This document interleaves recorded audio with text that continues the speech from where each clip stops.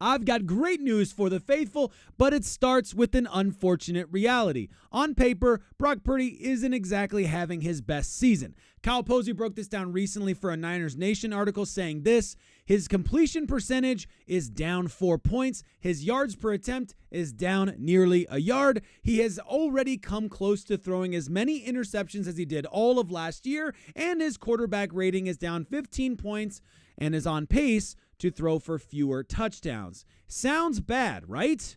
Well, there's good news. Deebo Samuel had a very interesting comment to say on Brock Purdy that I think that you have to hear. By the way, I'm Nate, and I'm making daily 49ers content. Sub up if that's what you're looking for. Deebo Samuel just said this on his own podcast about Brock Purdy. What really sticks out to me about Brock, and he kind of do this a lot, but I don't kind of too much like get into it because we was just on the way back from Tampa. Yeah. And I walked past him and he looked kind of a little frustrated a little bit. And I'm like, bro, what's going on? Like, you almost just threw for 400 yards. We won the game. He was like, bro, I just got to be better. Like, that's always his mentality of like, I just got to be better. And he was just sitting there kind of like beating himself up. I was like, bro, we just won the game. You know, this, that, and the third. He was like, bro, I can't, like, I just got to make this throw, got to make this throw, got to make, you know, it's just the little things about Brock. Yeah. And that's what you guys get to see for sure. But the leadership skills of Brock is through the roof. And that's one thing that you got to respect about him. Even though he's almost threw for 400 yards, he's still like, the guy was like, bro, I got to be better for you guys and make this play, make that play. Who doesn't love that about Brock Purdy, by the way? He says all of the right things, and he's doing it behind closed doors in front of his teammates. This is who he is. He's an authentic guy, and he's really living it. His leadership mentality of, I gotta be better. And you love that about him because he wasn't perfect. Let's be honest. That first quarter especially, we all saw it. He aired out a couple ones early on, and he kept it simple, though, as he always puts it, and turned opportunities into yards and touchdowns. But naysayers are going to say he didn't pass the eye test, and you understand a little bit why they say that. And that's fine. I'm comfortable with that. Brock Purdy found ways to be efficient and had at least two incredible plays. One of which, of course, CMC over the top, free blitzer coming in ready to devour, and he throws that floater up there, incredibly puts it in a position at that height.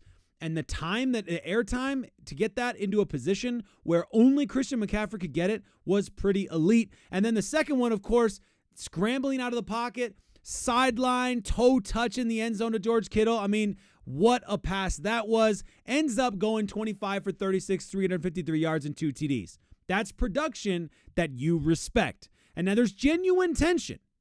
Because of this guy's playing and because of the eye test and because of the where he was drafted and because of some of the positives and the negatives that have been out there, there's a genuine tension around this big paycheck potentially incoming. The first tension is, number one, should the 49ers pay him? That's the first question folks are trying to answer.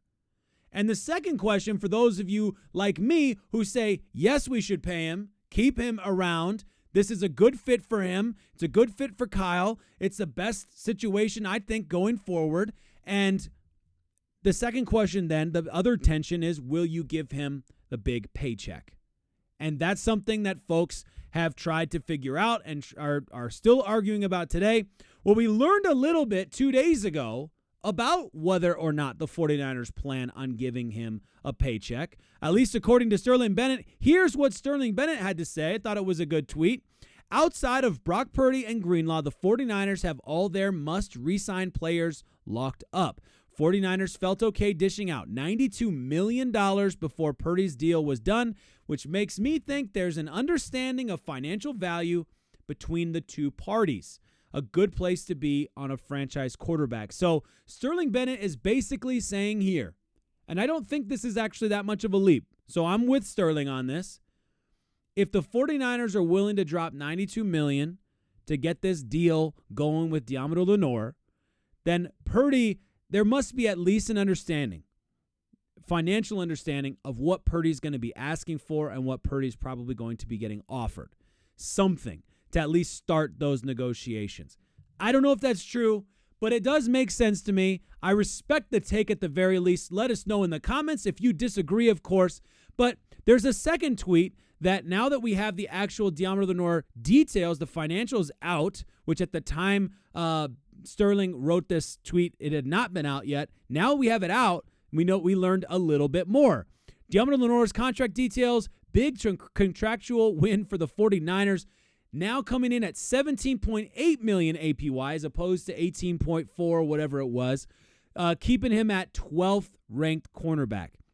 $15.4 million fully guaranteed money, ranks 25th at cornerback, a $13 million signing bonus. These numbers will translate into needed salary cap flexibility for the 49ers ahead of Brock Purdy mega deal. And let's not forget what Jed York said about Brock Purdy getting a mega deal and dishing it out. So the reality is the 49ers are most likely going to pay Brock Purdy big money.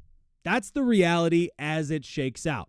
Do we really know what his worth is? Do we really know if he's worth that money? That's a different tension. That's a different problem we have to figure out. And of course, in general, we don't know what he's worth because it's very difficult to actually assign value to players in the NFL. We see this kind of thing playing out every single offseason for the 49ers, it seems, where there's obviously a disagreement about value. Otherwise, they would have come to an agreement and signed on the dotted line a lot sooner. So while we're thinking about whether or not the 49ers should sign that big money deal, which it looks like they're going to do, we have some more things to talk about here. I'm excited to tell you about. All the 49ers need to think about right now is going into Seattle and taking care of business, where I'm happy to tell you Brock Purdy has done pretty well. Brock Purdy's career numbers against the Seahawks, this is thanks to Coach Yak, 12 total touchdowns. That would be better if it was 12 interceptions.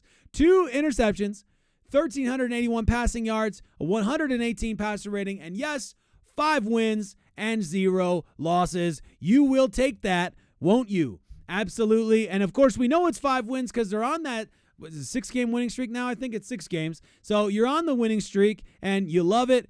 Every time Brock Purdy has showed up against the Seattle Seahawks, it's been for a victory. And we're hoping that we see his 6th victory against the Seattle Seahawks. I was going to say today, not tomorrow, not the next day after that, in 3 days. But anyway, we'll continue moving on because this other stat had me pretty amazed here. Brock Purdy goes through his progressions at a league-leading rate of 94%, throwing to a designated receiver only 6% of his plays. So hold on, wait a second. Well, he's just got so many talented players. Yeah, well, he's not just throwing to designated receivers, right? The player with the lowest progression rate in the NFL right now, by the way, Patrick Mahomes. You can understand, I suppose, in some respects, why the talent he has allows him to do some of that stuff. But if you look at the stats, it is pretty wild to see how Brock Purdy so rarely throws at to his first designated receiver, right? Yeah, you know what I mean. I'm mixing my words there. But 58% in that first read there, a 93.7% progression rate, which is pretty incredible. And there's Patrick Mahomes at the bottom. You'd like to see the Patrick Mahomes at the bottom of any list just to make you feel a little bit better, just to feel a little better about it. I think this is fantastic. I think this all spells very good news for the 49ers. I think that there's a lot to be excited about with Brock Purdy. And yes, he's probably going to get paid big money, and that's kind of how these things go. Hopefully, as the salary cap expansion continues over the next couple of years, we hope we don't have any fallout because of those lawsuits, things like that. Hopefully, everything stays positive and keeps moving and trending in the right direction, and that massive big money deal won't feel so bad.